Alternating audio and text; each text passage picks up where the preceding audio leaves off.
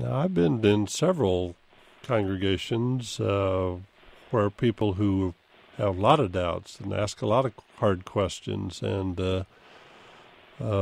try to be in touch with both reason and emotions where they feel quite comfortable. I'm not sure you've looked far enough.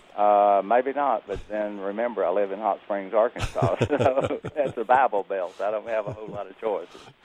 I would probably be most comfortable in a liberal, charismatic church, but there's not such here. There are very few of them nationwide, I think. And what does liberal mean to you?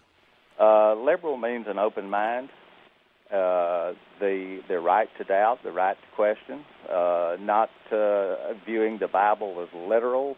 The social justice outreach of the liberal churches is very important to me.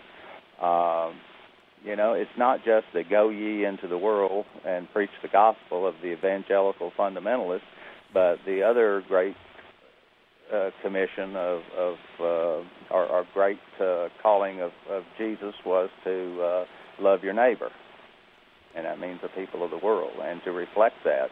And unfortunately, many churches are simply social institutions. I mean, they look inward, not upward, and upward is basically, to my view, it's downward in the gutters where the hurting humanity is. And yet so much of the budgets of most churches go toward just internal maintenance, just treading water. And that does cause me problems. Now, I'm not condemning blanketly. I don't want to overreach, because there are many, many, many churches that do many, many good things, including promoting the gospel and social outreach. But that is not the primary focus of many churches. Now, in a lot of Christian congregations around the world this morning, Sunday morning, the scripture that was recommended or assigned through the lectionary committees was Matthew 25, that does talk about, that you quoted earlier, about Jesus saying what people are supposed to be doing is helping the poor and visiting those in prisons and comforting the sick and feeding the hungry and clothing the naked. And in a lot of churches, both conservative and liberal and Pentecostal, I don't know about Pentecostal because they preach by what the preacher feels moved to preach, but people who follow this system of study at least heard that today. We have a caller waiting. Let's see what this person wants to add. This is on line number 4. Yes, you're on the air. Can you hear us? Yes, I can. Can you hear me? I can. Go right ahead. Okay. Well, my name is Linda Kane, and I do know Cliff personally through Facebook. And he was talking about churches that he would feel comfortable in with his view of religion. And I had the same experience. I had been attending a Methodist church for many years and had an experience where I was feeling like if you didn't believe the way it was taught, then you were an outsider. And so I did some investigation and went to the local Unitarian church, because I had heard a lot of good things about their views of acceptance of people who were different, particularly acceptance of gay people. So and then my experience was that and this is probably isolated to this one church, but I found that they were so anti-Christ that I could not go back, because I am a Christ follower, and a lot like Cliff, I don't hold the Bible to be the only, the only word. I love the New Testament, and I believe some of the everything that Jesus has taught us, and the things that he's taught us have been loving the poor, and the Sermon on the Mount is especially meaningful to me. But I was going to ask Cliff if he had ever visited a Unitarian church. No, Linda, I have not visited a Unitarian church.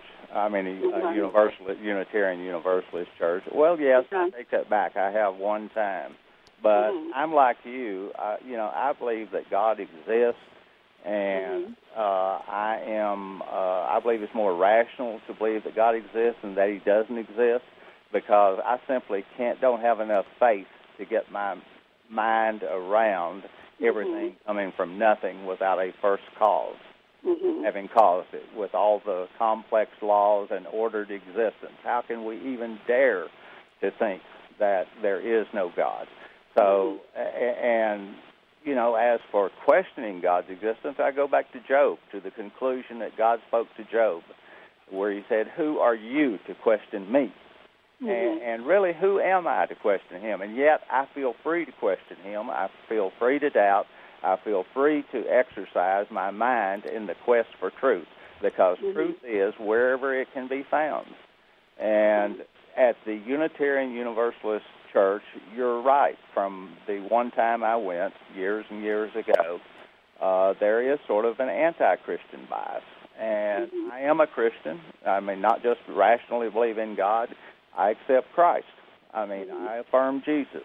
That Jesus, the person, and Jesus, the teachings of Jesus, are the most revolutionary and radical and transformative philosophy that's ever been spoken to this earth. The problem is, as Gandhi said, it's never been applied. Well, that's hyperbole. Yes, it has been applied. But what Gandhi's saying is, universally, it's not applied even by the people who call themselves after his name.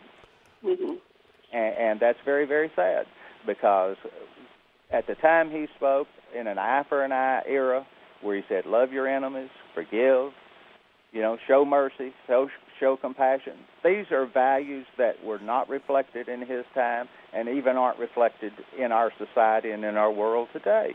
We're going to have to leave that response to that question there, because we have another caller waiting I want to try to squeeze in before the program ends. I want to thank Linda for calling. Let's go to line number 1. Yes, you're on Keeping the Faith with our guest. Go right ahead. Hi. I wonder if you've ever tried any of the branches of the Quakers, because Quakers have a lot in common with Pentecostals in that, in the belief that God continues to act now in our lives. It didn't just happen 2,000 years ago. And there's a great variety. There's some, in my branch, which is the most liberal and has no pastors, there are Christocentric friends, and there are what are called Universalist friends. And you might possibly find a community that you could worship with there. And all the branches pretty much have very strong social justice gospel, and it is a mystical religion.